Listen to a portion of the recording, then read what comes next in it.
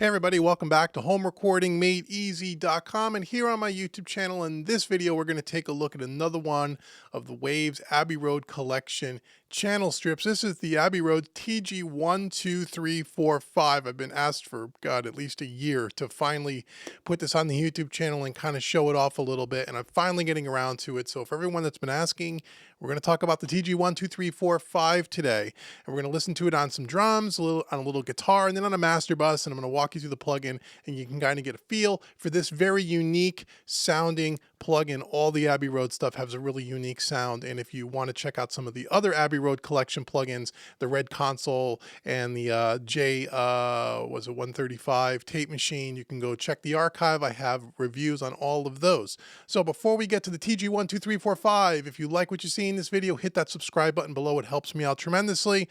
Also, go out to facebook.com/homerecordingmadeeasy and follow me there. And for more tips, tricks, concepts, and training around all aspects of home recording, mixing, and mastering, go to homerecordingmadeeasy.com. Sign up to be a VIP email subscriber right on my homepage, and you will get 5 free quick mix training courses absolutely free, as well as other special pricing discounts and goodies for being a VIP member. And last but certainly not least, if you want to dive even deeper into the craft of mixing, check out what I have going on over at learningtomix.com. 14-day free trial. You're really going to dig that. So now all the housekeeping's done. Let's dive into Studio One and let's take a look at this TG12345. So the TG12345, as I said, is part of the Abbey Roads collection by Waves. A little bit of history on this, and I highly recommend too, whenever you get these plugins, especially this Abbey Road collection, if you always click on the question mark here at the top of the plugin, they will open up a PDF file, and you can read all about your plugin, which I always think is a good idea, especially with this particular plugin, because it works a little bit different than maybe your typical channel strips, and we'll walk through that a little bit. But you can always read all the details and all the history about any of the Waves plugins, but especially the TG12345. So the TG12345 was made around 1968. The engineers at Abbey Road Studio needed to create a new desk beyond what was done prior, which was the red consoles, the 17, the 37, and the 51, which we took a look at in some other videos here. In 1968, they needed to get beyond that. They needed a larger console with more tracks and some more features that weren't part of the Valve tube red consoles, and so the engineers at Abbey Road were commissioned to build the next desk, the next iteration, going beyond the red, and they came up with the TG12345, and that's what we have here. So this was a much different desk than the red console, and it has a different sound to it. So let's take a walk through the plugins. Again, this is the stereo version. I'm also going to show you the mono version as well on a guitar track, but let's walk through this. So this channel strip has a super unique sound to it. Just like the red console has a super unique sound. Both of those types of consoles, these old consoles from the 60s, sound much different than what you would expect to hear from a more modern sounding channel strip like the SSL or like the Neves or like the APIs. This has its own unique, very warm sound, super musical, and they are super easy to use. They have fewer controls on them than more of the modern channel strips as well. So this channel strip, if we walk through it, in the top left-hand corner here, you have an input section, which is going to drive the input signal into the channel strip. Okay, and then over to the far right, we have our output section over here beneath our meters. We can either run this in dual mode, stereo mode, or mid-side mode. Now, this is the cassette. They call it a cassette. These desks, the physical hardware, this section right here was actually a plug and play, like a cassette. So you would take different channel strips and you'd plug it into the desk. Okay, which made this a little unique. And they had different cassettes for different, like they'd have like a vocal cassette and like maybe a drum cassette and that kind of a thing. So that's why they call it a cassette. You have the noise here where they actually model the noise of the console, which you can use if you'd like. They have to the right in the middle here, the spread button. The spread button on the stereo version of the plugin is going to give it a little bit more width, and it's going to spread it out. Obviously, we're going to listen to that on a drum bus. Over here, you have your meter selection gain reduction. You can meter the ins or the output signal. Okay. We have over here, we can either monitor this in stereo, or we can put it in mono, or we could put it mid-side where you have the left and right separate, but we're going to do this in stereo for the time being. Okay. Then we also have our channel selector, channel 1 and channel 2, which you can control independently on the stereo version. They have a little bit of a different tonal characteristic. Then we have our left and right drive, which are linked together, which is going to add some more, put a little more hair on the signal, a little bit more harmonic distortion, a little bit more color. And then we have our phase flip here down here. Okay, that's the output section. Okay, in the middle here, we have our routing for our EQ section. So what's pretty cool about this desk is that you can either, with the toggle switch all the way up here, you can have the EQ run from the EQ to the dynamics, which is the compressor, to the presence controls, or you can have it in the middle where you can, or in the middle, there you go. You can go from the compressor to the EQ to the presence controls, or you can put it all the way down and go from the EQ presence to the compressor or dynamic controls. Okay, pretty cool. So underneath this, in the center of the channel strip, we have our EQ section. Okay, we have our treble section here. This is set at a 5K, okay, kind of a bell curve thing, and we can go minus or plus 10 dB on our 5K adjustment. In the middle here, we have our presence control, and this is a variable all the way from 500, or 5K, excuse me, to 10K, okay? And then we can increase plus or minus 10 dB, whatever we set for our presence, okay? So your presence has a variable dial here to kind of dial in exactly where you want to be, and then you can plus or minus that by 10 dB. Now, on the original hardware, on the console, the desk, these were all stepped, and you can just click on the numbers, and you can see how the kind of chicken head knob here kind of steps to it. That's how the original console was. There wasn't a variable in between, but Waves, as part of the plugin design, not only can you just step between the frequencies, but then you can also fine-tune it between the frequencies, which is not part of the original console, a little added feature there. And then down at the bottom, we have our bass here, and our bass is set at 50 hertz, and this is, again, plus or minus 10 dB, okay? And then we have a bypass here for our EQ section. So you can set up your EQ, and you can route the EQ signal however you want.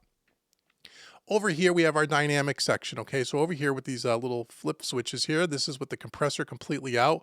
In the middle, it's in the compressor mode, or we could put it in the limiter mode all the way down. There we go. Sometimes it's a little tough there, okay? We'll keep it out for now. Okay, now this compressor works a little bit differently than what you might think of, and this one usually takes a couple of minutes for you to wrap your head around, and the more you use it, the better you get at it.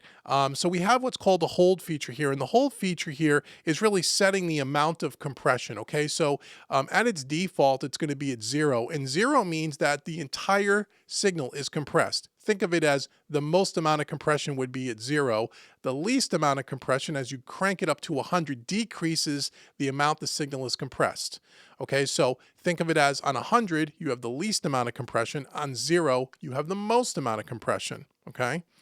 Then we have our recovery. This is our release time, and there's 6 different steps here, ranging from 50 hertz, ranging from 100 milliseconds on its slowest setting at number 1, all the way up to 5 seconds on number 6, and it steps in between. You can read the manual, and you can take a look at the different times there. Okay, and then we have our mix knob down here, 100% meaning that you have full on compression. Okay, and 0 means you have 0 compression. This is great for parallel compression, so you can dial in the amount of dry signal you want to have.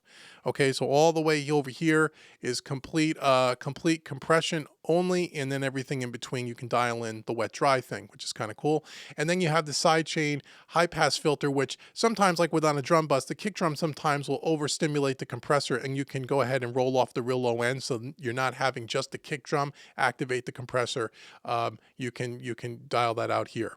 Okay, now one thing to keep in mind on this mix control is only for the compressor, not the EQ. So whatever your EQ settings are, you're not dialing in or out the amount of EQ, it's just the compressor. Okay, so just keep that in mind. This mix control is for the compressor only. Okay, and then last but not least, we have over here, we have our big faders, our faders here to level match the plugin. So that's how we walk through this plugin. So right now, I have it on a drum bus. I have it in a couple other places, but it's bypassed. The only thing that it has is on the drum bus. So let's listen to this on drums, and let's just hear what we have.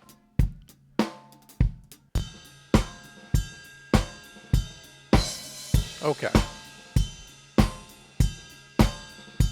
So we go to our input meter here. Here's we're metering the input now. Okay. If I were to bypass it, they're level matched. Okay. So let's go ahead and let's have our EQ come before our we're gonna keep it on EQ to our presence controls through our dynamics just to keep things simple. So let's work with our treble here. So this is again at 5K. So if we were to turn this up, let it loop around.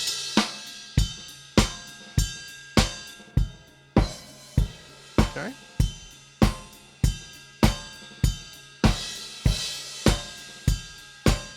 If we want to bypass that, let's click down here. That's before, after. Then we'll go over to our low end here, crank up that 50 hertz a little bit.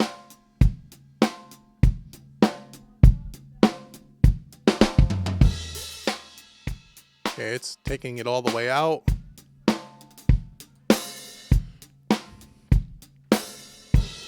Okay, so that's what the EQ sounds like. Now, if we want to use this spread knob, which is kind of cool.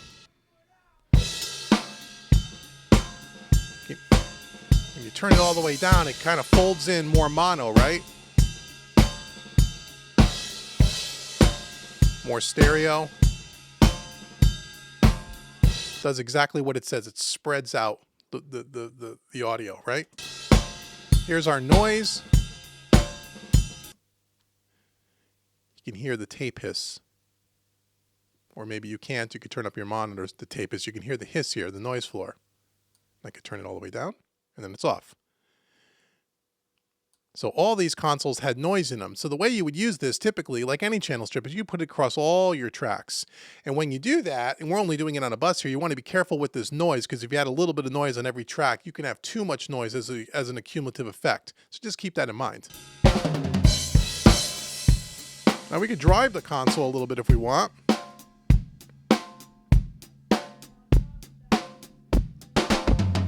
You can hear that kick drum distorting there. And just drive it a little bit. Okay, now let's go over to our compressor here. Let's put it on compression. Got to go in the middle here. Okay, so we're going to turn the meters to gain reduction. And as you can see, 100%, we have no compression really going on here.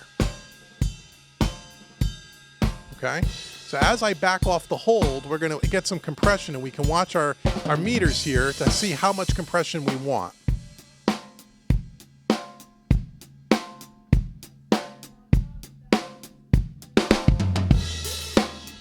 Might be a little much. And then we can change our release time or our recovery time. You can see how it very slow release, very fast release.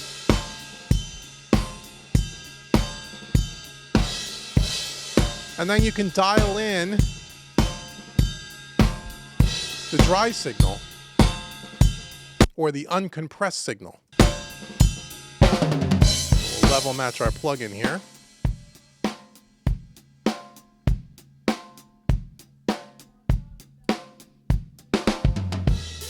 So right here you have about 50% compressed, 50% uncompressed. Let's go before. Let it loop around.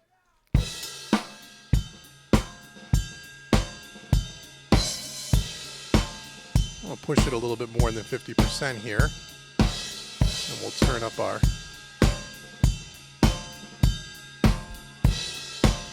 It's before.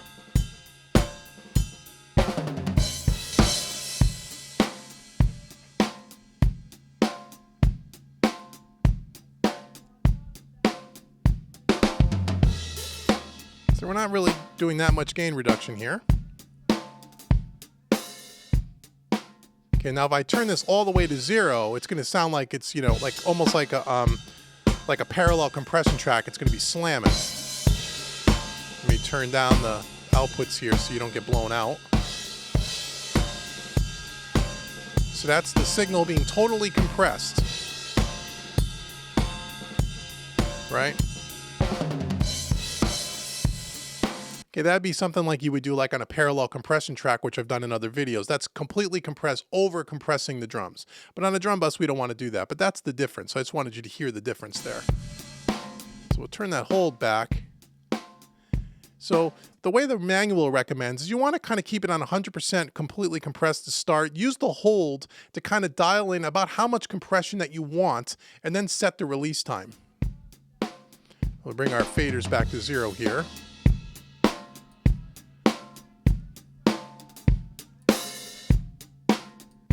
It's before.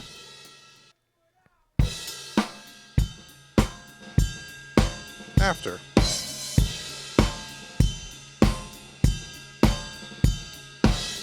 Okay, so as you can hear that the EQ sounds very musical. The compressor, could be fairly aggressive if you want it to be, or if you just want to kind of, be, kind of conservative with it, which is what I typically do. I don't like to over compress things to death, but you can hear the sound, and it adds a lot of nice color and a lot of warmth. It's a very warm sounding channel strip to my ear, much like the Red consoles, although the Reds are even a little more warm because they're emulated on a valve console, and those, the valve desks were even warmer. Tubes in general are. So that's on a drum bus here. So now let's just listen to it on maybe an electric guitar here so you can kind of hear what it does. So I'll solo this up. I'll mute our drums.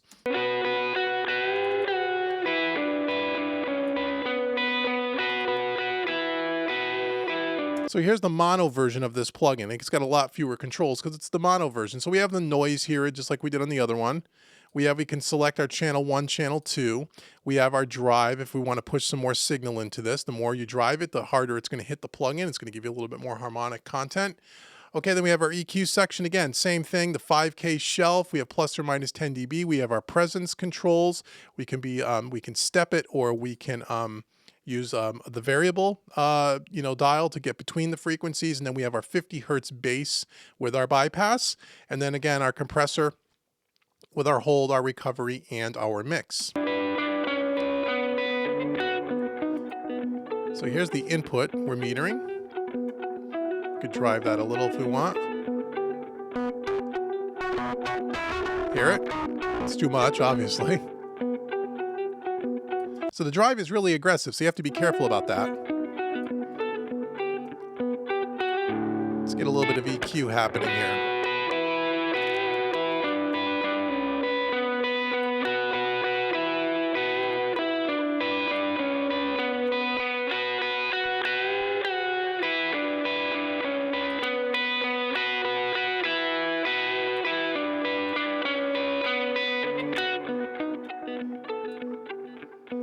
Okay, we'll come over our compressor here. Put our gain reduction meter on. We'll meter it.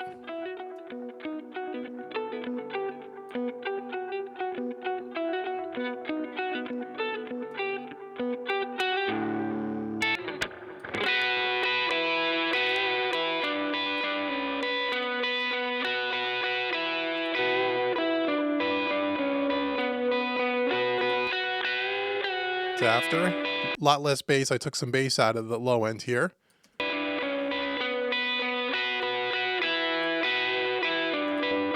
It's before.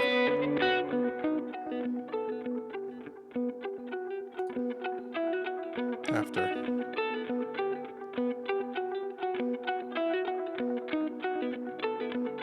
And you can always dial back some of the compression if you want to do like a 50-50.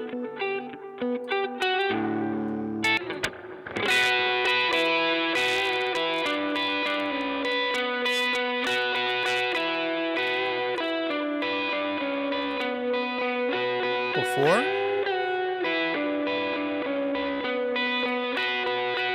After.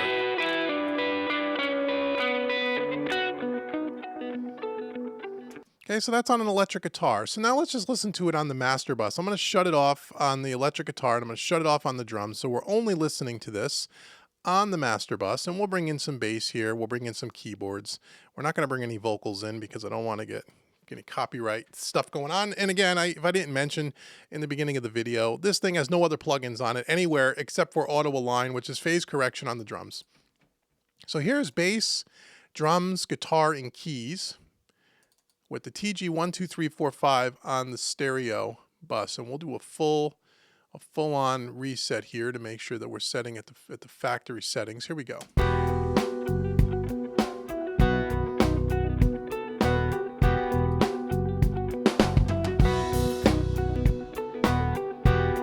Before,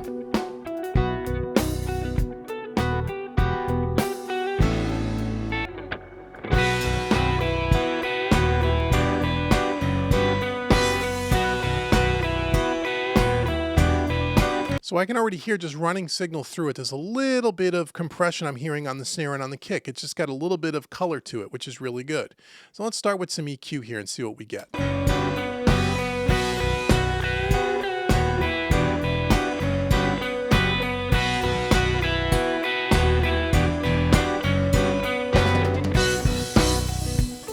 Spread things out a little bit. A little bit of noise. Why not? We could even drive it a little bit, but we're going to be careful here.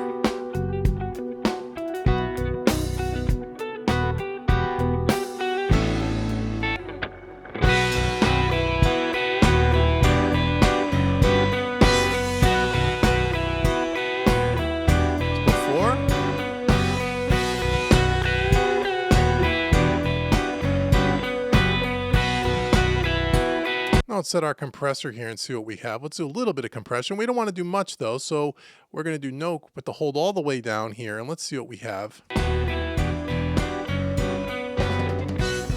Gain reduction meter. Pull it back a little bit.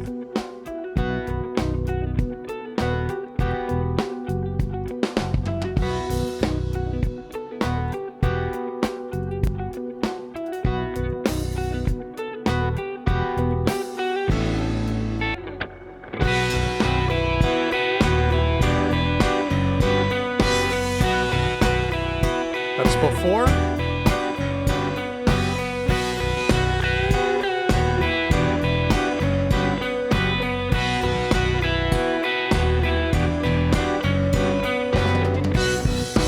And we want to bring the dry signal in.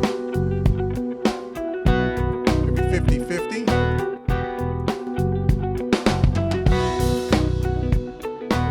Level match it. It's before.